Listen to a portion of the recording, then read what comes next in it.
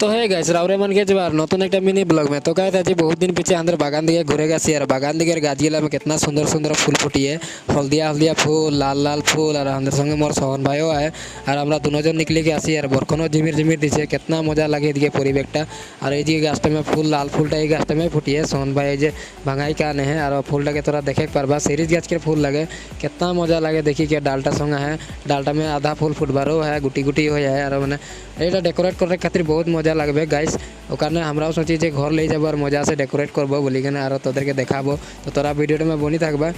last तक আর guys এই যে আমরা ঘর আসি পৌঁছি গেলি ঘরের